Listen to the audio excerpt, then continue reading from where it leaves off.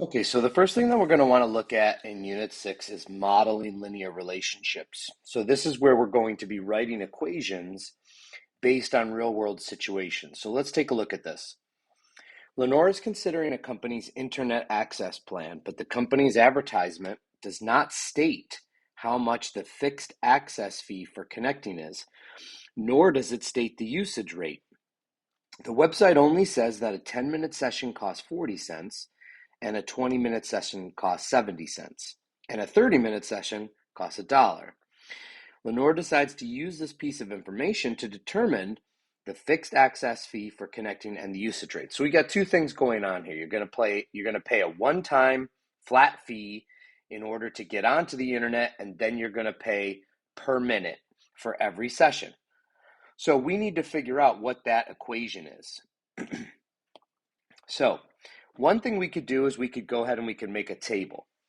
So we did, this is a table that goes from 0 to 60 minutes, and we plugged in the ones that we know already. We know that 10 minutes is 40 cents, 20 minutes is 70 cents, 30 minutes is $1.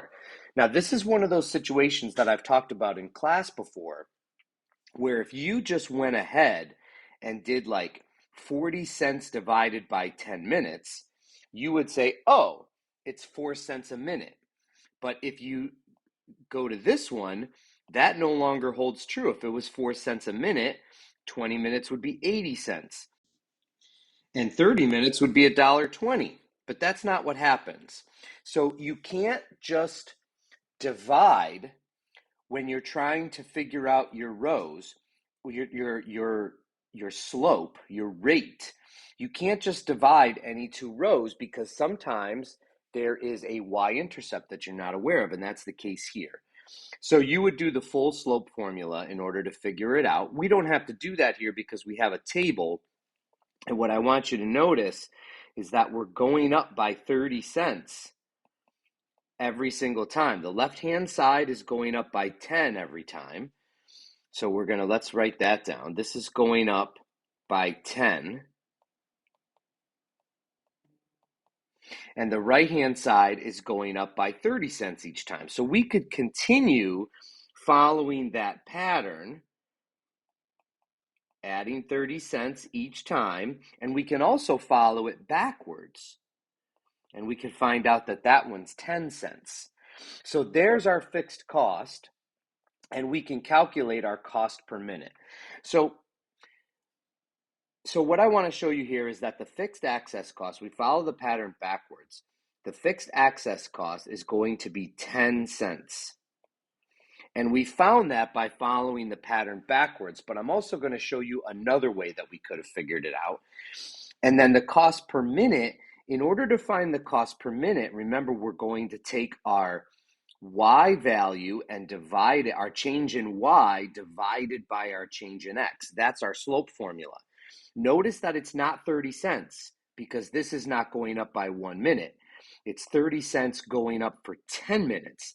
So in order to figure out our cost per minute, we would have to take 30 cents and divide it by 10 minutes, which comes out to be 3 cents per minute. Now, I just want to point this out to you. This is going to be review from what we've done in the past. I just want to remind you that a linear function is in the form y equals mx plus b.